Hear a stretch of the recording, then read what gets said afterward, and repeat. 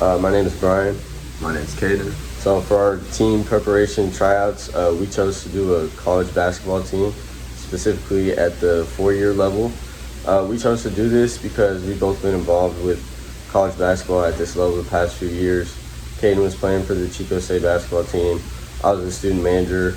We both got different sides of it. I was kind of more behind the scenes, and then he kind of got to do everything on the court and then all the hard work that entails. So we both seen different sides, and these are just some of the things that we came up with if we were to coach a college basketball team.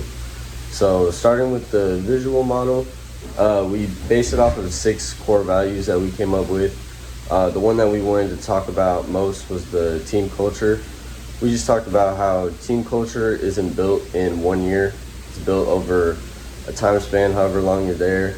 It takes a lot of good players to create a good culture. We compared it to what Coach Klink did at Chico, how he was here for 15, 16 years, and what he's built and the people that come back to support and the alumni and how that's carrying over to now with Coach Kevin and the new team and how that's going to keep going on. And yeah, now we'll be covering the team rules and the college basketball tryout for a 4-year college. And at this point in an athlete's career, some of these should be a given, especially if you're trying to play at this level. Really, the big things we're looking for is expectations between us as coaches, and that's respect given to all coaches, faculty, staff in the building, and just anybody that's around the program. And then effort, having 100% effort at all times, and added to being able to be coachable and constantly have a positive energy and really just giving its all. And then for the athlete meeting outline, obviously it's going to be athletes. Since it's the college level, you don't need your parents there. Parents aren't going to be around for this. Strictly between the athletes and the coaches. Just basic things, talking about goals for the season, expectations, kind of similar to the team rules. But the unique aspect to it that we wanted to talk about was the NIL space, name, image, and likeness, and how college basketball players could make money off of themselves now. This is newer in college basketball, and it's expanding, and it's going to keep getting bigger and bigger. But the main part that we wanted to discuss, if we were to have a team meeting, is how it can't affect the team. Like, the team always has to come first before the NIL stuff. And you got to handle your business like in school and then on the court, and then you can deal with the NIL stuff and make money off of your name, image, and likeness.